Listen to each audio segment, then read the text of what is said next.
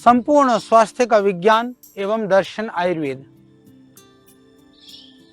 आयुर्वेद के गूढ़ रहस्यों को सरल सुगम शब्दों में आप सब तक पहुंचाने का यह प्रयास, हमें विश्वास है आपको आनंद भी आ रहा होगा और आपकी ज्ञान की अभिवृद्धि भी इससे हो रही होगी।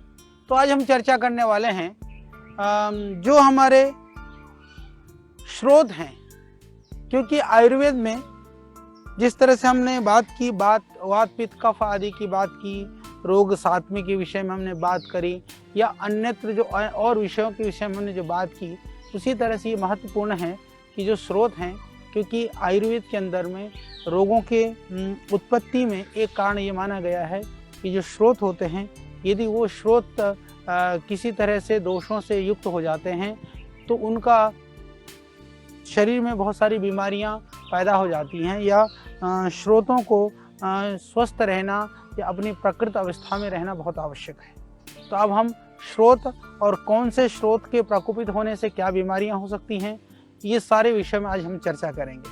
तो क्योंकि स्रोत जो है, आपको ये समझना होगा कि आज हम स्रोत की बात इसलिए करने वाले हैं क्योंकि रोगों की उत्पत्ति में बहुत ही स्पष्टतः जो स्रोत हैं शरीर में, इनका बहुत ही महत्वपूर्ण हैं, यानी कि ये महत्वपूर्ण कार्य करने में बहुत सहायक हैं, हम ये कह सकते हैं।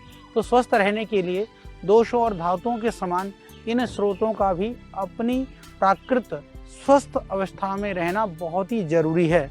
यदि नहीं तो फिर क्या होगा, नहीं तो यदि एक भी स्रोत जब दूषित हो जाता है तो अपने समीप वाले दूसरे स्रोतों को भी दूषित कर देता है। यानी कि जो मार्ग है, रस रक्त आदि का गति कराने वाला जो मार्ग है, यदि कोई भी स्रोत दूषित हो जाता है तो बाकी को भी वो दूषित करने लग जाता है। तो उसकी वजह से क्या होता है कि उससे संबंधित रोग भी उत्पन्न होने शुरू हो जाते हैं। जब स्रोत अदूषित होता है या स्वस्थ स्थिति में होता है, तब क्या होता है कि उसमें जो दोष है या धातु है, उपधातु हैं, मल का संचार है, विसर्जन है, ये ठीक प्रकार से होता रहता है।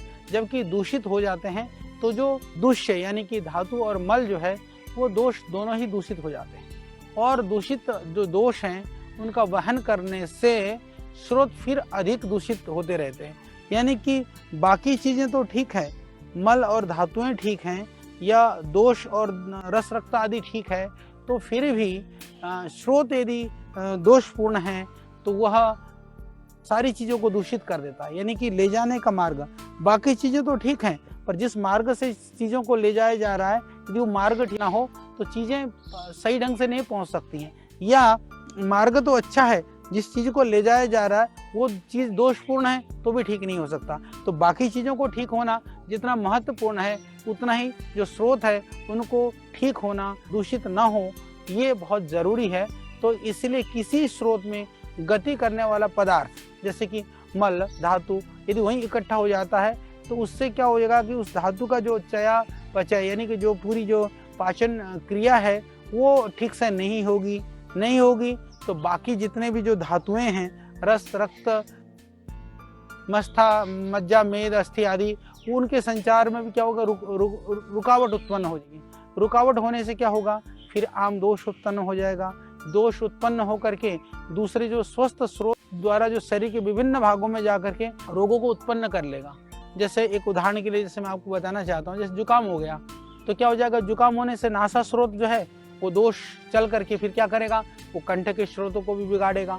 फिर कंठ को बिगाड़ेगा तो खांसी होगी, खांसी होते होते फिर और बिगड़ जाएगा तो वो स्रोत कान में पहुंच जाएगा, कान में पहुंच करके तो कान को दर्द कराएगा, फिर दर्द भी होगा, बहरापन भी होगा, भारीपन भी होगा, फिर वो फिर भारी करेगा तो सर में पहुंच जाएगा। सर में जा करके जो है वो वाताशय जो ये साइनोसाइटिस वाली जो जगह जा करके सर दर्द करेगा तो वो जा करके फिर असर करेगा, जो श्वसन तंत्र ऊपर का प्रकोपित हो गया तो जा करके जो फेफड़ों में जा करके जो है वो पूरा सिस्टम को खराब करेगा।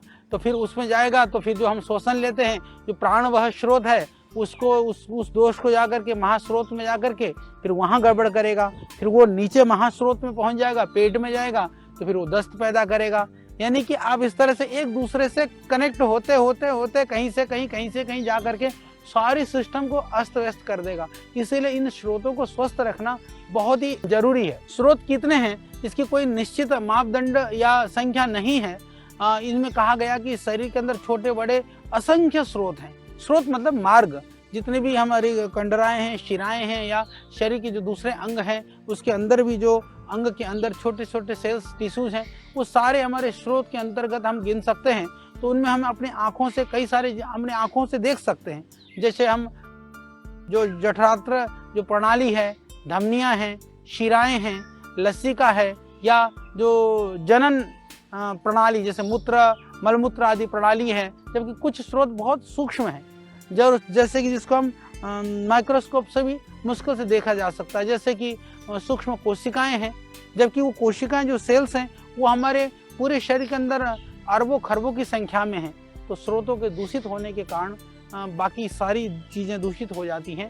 तो ये बहुत ज़रूरी है कि हम इन मुख्य स्रोतों के विषय में आज हम चर्चा करेंगे, उनके कार्यों के विषय में बात करेंगे और उसको कैसे ठीक किया जा सकता है ये मैं आपको बताने का प्रयास करूंगा।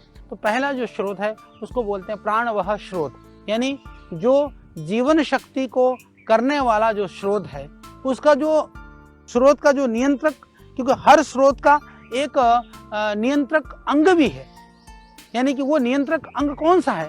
जो हृदय है या जो भोजन प्रणाली है, उसका जो स्थान है वह प्राणवह स्रोत का स्थान है। और दूषित होने का जो कारण माना गया है, किसी भी तरह के धातु आदि का जो क्षय होना या उनका उसका ज्यादा प्रयोग करना किसी भी चीज का, या बहुत ज्यादा भूखे पेट रह करके व्यायाम वगैरह करना। तो इस तरह के फिर लक्षण क्या दिखाई देता है? लक्षण दिखाई देता है जैसे रुकावट के साथ उथले रूप में या तेज गति से श्वसन क्रिया का होना। दमा रोग भी इसी से संबंधित है। तो इसके लिए फिर हम चिकित्सा क्या करें? चिकित्सा करना हमको श्वसन संबंधित रोगों जैसे दमा आदि के संबंध चिकित्सा करनी चाहिए, क्योंकि जिस लक्षण में वो स्रोत में जिस स्रोत के अंदर जो विकृति हो, उस विकृति को दूर करने के लिए जो लक्षण दिखाई देते हैं, यानी कि हम हमेशा कहते हैं कि आयुर्वेदिक वह सिम्टोमेटिक ट्रीटमेंट नहीं है, वो सिस्टमेटिक ट्रीटमेंट है। हम पूरे सिस्टम को ठीक करते हैं। इसीलिए कि कौन सा स्रोतस के, कौन सा रस के, कौन से धातु के, कौन से दोष के प्रकोपित होने पर क्या क्या लक्षण होते हैं, ये आयुर्वेद के अंदर बहुत गहनता के साथ बताया गया है। मैं उसी बात को आपको बताने का प्रयास कर रहा हूँ। तो उसी तरह से इसकी चिकित्सा की जाती है। दूसरा जो मुख्य स्रोत है जिसको उदक वह स्रोत कहते हैं, उदक का अर्थ जल होता है। तो जल व द्रव पदार्थों को जो वहन करने वाले स्रोत हैं, तो उनको कंट्रोल कहाँ से करा जाता है? वो कंट्रोल करा जाता है तालु से, क्लोम से। ये इनके दूषित होने के कारण से जो है अधिक गर्मी लगती है। इसीलिए शास्त्रों में कहा गया शीतली और शीतकारी प्राणायाम करने से तो इससे तालु के अंदर ठंडक पहुंचती है। ठंडक पहुंचती है तो जलीय अंश की वृद्धि होती है। योग में भी तो आयुर्वेद में भी कहते हैं कि ये नियंत्रक जो अंग हैं ये हैं, तालु है, क्लोम है। तो इसके कारण से क्या होता है? अधिक गर्मी होती है और लू लगती है।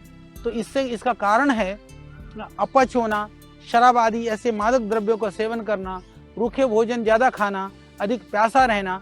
तो इसके लिए ज्यादा गर्मी लगती है। तो हमने बताया कि योग और आयुर्वेद में कोई फर्क नहीं है, यौगिक क्रियाओं के द्वारा भी आप ठीक कर सकते हैं। तो इसके जो लक्षण हैं वो तालु, ओठ, जीवा, कंठ, ये सब जो सूखते हैं। और दूसरी चिकित्सा की यदि बात करें तो जैसे तृष्णा, अधिक प्यास जब लगने पर जो चिकित्सा करते हैं, यानी कि उष्णता बढ़ने के लिए जो शीतलता प्रदान करने वाले जो उपाय हैं, हमको उसको करना चाहिए। इसी तरह से जो अन्नवह स्रोत हैं, अन्नवह स्रोत उनको कहा जाता है जब हम भोजन मुंह में लेते हैं, लेने के बाद में वो जब हम निगलते हैं, निगलने के बाद जो पेट की तरफ ले जाने वाले जितने भी स्रोत हैं, यानी इनको हम नियंत्रक अंग के रूप में देखें। अन्नवह स्रोत के लिए आमाशय है।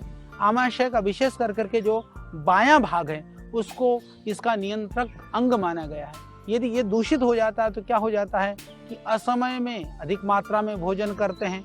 जो कारण क्यों दूषित हो जाता है, असमय में यदि अधिक भोजन खाता है आदमी, या अपथ्य आहार का सेवन करता है, या मंदाग्नि हो जाती है, तो लक्षण भी वही है। मंदाग्नि होने से भूख का नष्ट हो जाना, अरुचि होना, अपच होना, उल्टी होना। तो इन सब के लिए जैसे जो आयुर्वेद के अंदर आम दोष के लिए, अपच के लिए, इंडाइजेशन के लिए जो चिकित्सा बताई गई है, तो इसको आप इस तरह से समझ सकते हैं कि जो भी कारण से जो भी जो दोष बढ़ा हुआ है शरीर में, उन कारणों की चिकित्सा करने पर वो सारे जो अंग हैं या सारे जितने भी शरीर के अंदर जो नियंत्रक जितने भी हमारे स्रोत हैं वो स्वतः ही रोग मुक्त होने लगते हैं। पर हम इसको और गहराई से समझाने के लिए ये स्रोत की जो बात है वो आयुर्वेद के अंदर बहुत ही महत्वपूर्ण है, इसके लिए इसको समझाया गया है। इसी तरह से जो हमारा रसवाह स्रोत है, आहार रस लसिका आदि जो वहन करने वाले जो स्रोत हैं उसको रसवाह स्रोत कहा जाता है। यदि नियंत्रक अंगों की बात करें तो लसिका की जो वहन करने वाले जो स्रोत हैं वो हृदय हैं। हृदय से संबंधित, हृदय के अंदर कहते हैं 10 वाहिनियां होती हैं, तो उन वाहिनियों से संबंधित यह स्रोत है।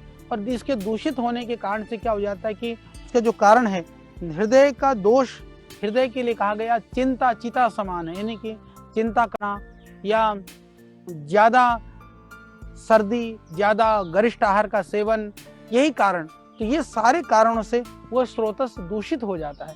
तो फिर इसका लक्षण क्या है कि अरुचि होना, जी मिचलाना, भारीपन, तंद्रा, घबराहट होना या रक्त की अल्पता होना या किसी तरह से बेचैनी आदि होना, ये सब उसके लक्षण हैं। चिकित्सा में जैसे हमारे शास्त्रों में कहा कि उसके लिए पहले लंघन करें, उपवास करें, वही उपाय को करना है। तो यदि कर लेते हैं तो जो हमारे जो स्रोतस हैं वो शुद्ध होने लगते हैं। फिर रक्तवाह स्रोत, रक्तवाह विशेष कर करके रक्तवाह स्रोत का जहाँ जितना भी जो हमारे शरीर के अंदर में जो हीमोग्लोबिन आदि का जो अंश जो वहन करने वाले जो स्रोत हैं वो विशेष कर करके जो नियंत्रक यदि अंग की बात करें तो यकृत हो गया, लीवर है, स्प्लीन है, इन सारी के प्रदूषित होने से क्या हो जाता है, ये सारे दोष हो जाते हैं। तो इसमें क्या करें, तो ये क्यों दूषित हो जाते हैं, इनके कारण क्या है। तो तीखे भोजन खाते हैं हम, ज़्यादा मिर्च मसाले खाते हैं, या ज़्यादा आग में, धूप में, गर्मी में ज़्यादा रहते हैं, या इस तरह के कारणों से दूषित हो जाते हैं। तो लक्षण क्या है कि कई बार स्किन की प्रॉब्लम होने लगती है, कई बार जो है रक्तस्राव होने लगता है, कई बार जो है व्रण और गुदा या जननांगों में सूजन होने लगती है, कई बार ब्लड कैंसर जैसी बीमारियां हो जाती हैं। तो इस स्थिति में क्या करें, तो जैसे हमने कहा कि रक्त मोक्षण से लेकर के बाकी जो शोधन की जो चिकित्साएं हैं, जो क्रियाएं हैं, उनको हमको करना चाहिए। और उसमें हमको विशेष करके रक्त शोधन करने वाले जो द्रव्यों का, आहार का सेवन करना चाहिए। यानी इसको आप समझिए जो मैं बता रहा हूँ कि जो हमारे स्रोत हैं उस स्रोत को शुद्ध करना जरूरी है। यानी स्रोत का काम है, जैसे हम एक जगह से पानी, ये एक तरह से ये नाली है, एक तरह से ये मार्ग है, तो जब पानी को हम लेकर के जाते हैं, शुद्ध पाइप, यदि पाइप में भी पानी को लेकर के जा रहे हैं तो पानी भी शुद्ध होना जरूरी है, पर ले जाने वाला पाइप भी ठीक होना जरूरी है। यदि पानी गंदा होगा तो पाइप भी गंदा हो जाएगा, पानी ठीक है, पाइप गंदा है तो भी पानी गंदा हो जाएगा। तो ये दोनों चीज़ इस तरह से जुड़े हुए हैं, पर उपाय वही हैं। जिस कारण से पानी गंदा है उसी कारण से स्रोत भी गंदे हो जाते हैं। तो स्रोत को यदि हम ठीक करने का प्रयास करते हैं तो जल शुद्ध हो जाएगा, जल शुद्ध हो जाएगा तो स्रोत भी शुद्ध होने की संभावना रहती है। तो ये एक दूसरे से संबंधित है, पर इसको समझना बहुत ज़रूरी है। जैसे मांसवाह स्रोत, छठा जो है, हमने पांचों की बात की, छठा है मांसवाह स्रोत। वो मांसवाह स्रोत जो है वो मांस तंतुओं के तत्व को ले जाने वाले स्रोत होते हैं। तो जितने भी शरीर के अंदर कंडराएं हैं, त्वचा है या अस्थिबंध हैं या जितना भी स्नायु हैं, इन सबको ये इसके माने गए हैं, नियंत्रक अंग माने गए हैं। और इसको जो दूषित होने का जो कारण माना गया है, भोजन के बाद एकदम सो जाना, बार बार ज़्यादा खाना खाना, ज़्यादा ठोस भोजन खाना, भारी भोजन का सेवन करना, ये सब कारण गिनाए गए हैं। तो इसके लिए फिर उपाय क्या करें, इसके लक्षण क्या है जिससे कि पता चले। जैसे कैंसर वगैरह हो जाना, अलग अलग तरह के पाइल्स वगैरह हो जाना, या स्वेलिंग वगैरह आ जाना, या गलगंड वगैरह बढ़ जाना, या थायराइड वगैरह, टॉन्सिल वगैरह हो जाना, इस तरह की जो बहुत विविध तरह की जो विद्रुपता शरीर के अंदर होती है, उसमें कई बार कई रोगों के अंदर आपको शल्य भी करनी पड़ सकती है, क्षार कर्म करना पड़ सकता है, दहन क्रिया करनी पड़ सकती है। पर सबसे बड़ी बात है कि सारे स्रोतस को यदि शुद्ध करना हो, मैं एक बढ़िया सा बात बता दूं, प्राणायाम। प्राणायाम से बढ़ करके स्रोत का शोधन का और कोई उपाय नहीं है, क्योंकि प्राणायाम करने से जो ऑक्सीजन का लेवल है वो बढ़ता है। जो जितने भी शरीर के अंदर जो टॉक्सिक हैं वो कहीं पर भी हुए हैं, तो स्रोत के शोधन के लिए प्राणायाम बहुत महत्वपूर्ण माना गया है। तो प्राणायाम जरूर कर लीजिएगा। कहीं पर भी किसी स्रोत में कुछ भी अवरोध है, कुछ भी दोष है, आपको पता है या नहीं है, नहीं है तो कोई बात नहीं। देखिए जो ज्ञात रोग है हम उनकी चिकित्सा कर सकते हैं। अज्ञात रोग हैं उसकी चिकित्सा कैसे करोगे, जो आ चुके हैं उन रोगों की हम चिकित्सा कर सकते हैं, पर अभी अनागत है पर बिल्कुल ही आने वाले हैं उनकी कैसे चिकित्सा करेंगे।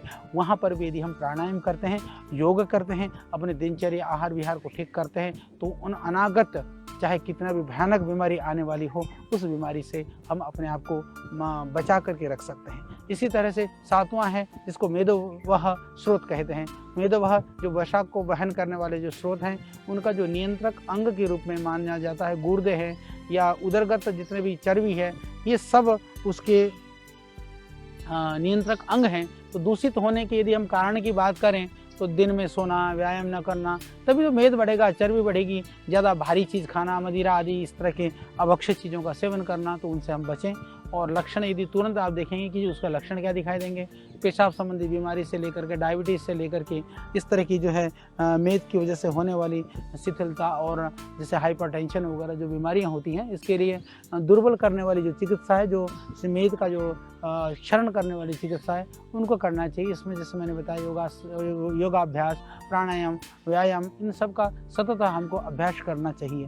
इसी तरह से अस्थि वह स्रोत, जो अस्थि के पोषक तत्वों को वहन करने वाले जो स्रोत हैं, यानी कि स्रोत वो हैं जो सारे अंगों को जो शक्ति देने के लिए जो अलग अलग तत्वों को लेकर के वो गमन करते हैं, उनको हम स्रोत कहते हैं। तो उसके जो नियंत्रक अंग के रूप में कटिअस्थि मतलब जो स्पाइन है हमारा, जो ऊतक है, नितंब है, इसको माना गया है।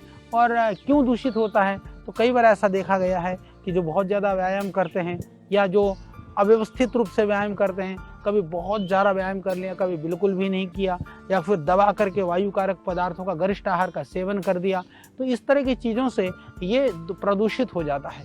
इसका लक्षण यदि आप चाहते हैं कि इसको देखें कैसे, तो नाखून है, दांत है, इनका टूटना है, हड्डियों में दर्द होना है, या बोन कैंसर से लेकर के बालों के कलर से लेकर के, और ये क्योंकि बाल भी जो है ना अस्थि का उत्पाद मल है, बालों का झड़ना वगैरह भी इस कारण से हो जाते हैं। तो विशेष कर करके इसके लिए अस्थिगत जो स्रोत वह के जो दोष के लिए हमको पंचकर्म, विशेष करके तिक्त औषधियों से पकाए गए घी, दूध, बस्ती वगैरह या भस्त्रिका, कपालभाति आदि प्राणायाम करना तो बहुत ही लाभकारी है, हम इसको करते रहें। फिर 9वें नंबर पर आता है जिसको हम बोलते हैं मज्जावह जो स्रोत है। मज्जावह जो स्रोत है वो जिसको कहते हैं मज्जा, अस्थियाँ, संधियाँ, इन चीज़ों को जो पौष्टिक तत्वों को वहन करने वाले जो स्रोत होते हैं, उसको मज्जावह स्रोत कहा जाता है।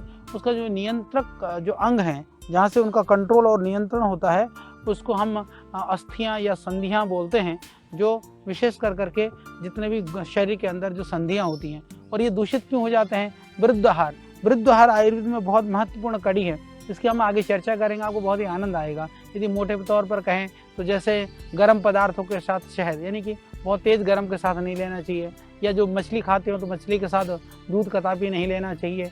इस तरह से अलग अलग द्रव्यों के साथ किसके साथ क्या नहीं खाना है। खीरे के साथ में आपको दही नहीं खाना है, ये हम आगे आपको बताएंगे। आप जरूर हमारे इस कार्यक्रम के साथ जुड़े रहेंगे, तो आपको आयुर्वेद के बहुत सारे ज्ञान विज्ञान, जितने भी आयुर्वेद का जो नॉलेज है, उसको हम सरल ढंग से आपको बताने का प्रयास करेंगे। तो इसी तरह से दूसरा कारण होता है जो शरीर में चोट लगना या मज्जा में चोट लगना। तो इसके लक्षण क्या होंगे? तो जैसे जोड़ों में दर्द हो जाना, मूर्छा हो जाना, इस मेमोरी लॉस हो जाना, आंखों में जैसे कभी अंधेरा वगैरह छा जाना, या बड़े बड़े घाव, फोड़े फुंसी वगैरह होना, ये सब कारण है। इसकी चिकित्सा में क्या करें? तिक्त रस वाले पदार्थों का सेवन कर लें, उचित समय पर उचित मात्रा में जो दोषों का विसर्जन हो सके, तो ये बात। तो इसके अलावा 10वां जो है वो है शुक्र वह स्रोत, जहाँ शुक्र और रज और उनके लिए जो पोषक तत्व ले जाने वाली वहाँ नाड़ियाँ हैं, उनको ऐसा कहा जाता है। तो इसमें नियंत्रक अंग कौन सा है? अंडकोश और महिलाओं के लिए डिम्बाशय। ये दो, इनका दूषित होने का कारण क्या है कि जैसे अप्राकृतिक मैथुन जो करते हैं, या मैथुन की अधिक होना, या बिल्कुल ही मैथुन की इच्छा को एकदम दबाना। देखिए कई बार जो शुक्र दोष को लोग कहते हैं ना, शुक्र को दबाना नहीं चाहिए या उसको रोकना नहीं चाहिए। मैं कहता हूँ कि यौन इच्छा की बहुत तीव्रता होने पर वो दबेगा भी नहीं। तो इसीलिए ये सारे इसके शुक्र दोष की वजह से होते हैं, और शुक्र वह जो संस्थान के एक तरह से विकृति से होते हैं। तो इसमें आपको जो लक्षण दिखाई देते हैं, नपुंसक होना या पुरुषत्व का अभाव होना, गर्भपात हो जाना, विकृत गर्भ का होना, तो इसकी चिकित्सा क्या है? चिकित्सा, सबसे बड़ी चिकित्सा है संयम, ब्रह्मचर्य का पालन, इंद्रियों को संयम कर लेना, सात्विक और संतुलित पुष्ट कर जो है आहार का सेवन करना, प्राणायाम करना, योग ध्यान समाधि में आनंद से रहना, तो ये सारे दोष दूर हो सकते हैं। तो 11वें में मूत्र वह स्रोत, मूत्र को वहन करने वाले जो स्रोत हैं उनको जो बस्ती और गुर्दे के द्वारा इसको नियंत्रण किया जाता है। विशेष कर करके इनके दूषित क्यों हो जाते हैं, मूत्र को रोकना और ज़बरदस्ती मूत्र के वेग के साथ भोजन कर लेना। इसीलिए हमारे यहाँ भोजन करने से पहले मूत्र विसर्जन, भोजन करने से पहले हाथ पैरों का प्रक्षालन, ये सब शास्त्रों में कहा गया है। उसका पालन करेंगे तो जो है आप उस मूत्र त्याग में जो अधिक मात्रा में होना, बिल्कुल ना होना, बार बार पेशाब होना, इस तरह के रोगों से भी आप बचेंगे। तो इसमें जैसे मैंने बताया कि उपाय यदि हम थोड़ा सा सावधानी से करें। 12 है पुरुष वह स्रोत, पुरुष का जो वहन करने वाला स्रोत में नियंत्रक यदि अंग की बात करें तो बड़ी आंतें हैं या मलाशय है, ये दूषित होने से क्या हो जाता है कि इसका कारण है मल को रोकना या भोजन पहले से पचने से पहले भोजन खा लेना। लक्षण जो है अधिक मात्रा में मल हो जाता है, कम होता है, कब्ज हो जाते हैं, दस्त लग जाते हैं, या फिर जैसे कब्ज की, दस्त की जो लक्षण दिखाई देते हैं उस स्रोतस में, यानी कि उस दोनों चीज़ें मांस मज्जा ये धातुएं भी हैं, उन धातुओं के साथ साथ में वो धातुओं का जो ले जाने वाले जो स्थान है, वो जिन अंगों से उनका गमन होता है वह वो स्रोत हैं। तो जो धातुओं के दूषित होने पर जो हम करते हैं, जिस अंग के दूषित होने पर जो हम चिकित्सा करते हैं, वही चिकित्सा स्रोत के लिए भी करनी चाहिए। यानी जिसका जो स्रोत है, जहाँ लीवर के स्रोत है तो लीवर वाली करें, किडनी वाला स्रोत है तो किडनी वाला करें, यदि हमारा स्रोत वह आंते हैं तो आंते वाला करें। ये बहुत ही सरल उपाय। इसी तरह से जो 13वां है स्वेद वह स्रोत, स्वेद का वहन करने वाले वसा है, तंतु हैं, रोमकूप है, तो इसको क्या करें। दूषित होने का कारण है कि कई बार बहुत ज़्यादा व्यायाम करना, कभी नहीं करना, भयानक गुस्सा, क्रोध, आवेग में रहना और भय से ग्रसित रहना, या अत्यधिक बहुत सारी गर्मी में रहना। इसके यदि लक्षणों की बात करते हैं तो जैसे अधिक पसीना आ जाना, नहीं आना, शरीर में रुक्षता और इसमें जलन होना, या फिर जैसे इरिटेशन, खुजली आदि होना, ये सारे लक्षण हैं। तो चिकित्सा में शरीर को शोधन करने वाली चीज़ों को करें। जैसे ज्वर में हम शरीर का शोधन करते हैं, स्वेदन को लाने वाली चिकित्सा करते हैं, उस तरह से करें। तो यदि बाकी उपचार की यदि हम बात करते हैं तो व्यायाम, जल संतुलित व्यायाम करना, या इस तरह के आहार का सेवन करना, या जैसे गिलोय है, बिल्वपत्र आदि का रस पीना, ये सब उपायों को यदि हम करते हैं तो इस तरह से अपने स्रोतस को हम शुद्ध कर सकते हैं। तो आपको निश्चित रूप से ये बात समझ में आई होगी, जिस तरह से स्रोत हमारे लिए बहुत महत्वपूर्ण है। स्रोत हमारे सारी चीज़ों को लेकर के उन जगहों पर पहुंचाने का काम करते हैं, तो उनको शोधन के लिए भी हमको ध्यान रखना है। पर जब हम शरीर को ध्यान रखते हैं, हमारी अग्नियाँ, हमारे दोष, हमारे धातुएँ, हमारे स्रोतस सब ठीक रहते हैं, तो निश्चित रूप से यह शरीर संपूर्ण रूप से स्वस्थ रहता है। तो हमने आपको बड़ी सरलता के साथ में स्रोत क्या हैं, इन स्रोतों को कैसे ठीक रखा जा सकता है और स्रोत ठीक रखना क्यों आवश्यक है, ये हमने बताने का प्रयास किया। इसी तरह से आनंद लेते रहिए। फिर अगली कड़ी में हम आपके साथ होंगे आयुर्वेद के और नए नए विज्ञान और नए नए दर्शन के साथ में। तब तक के लिए आप हमको दीजिए विदा। ओम।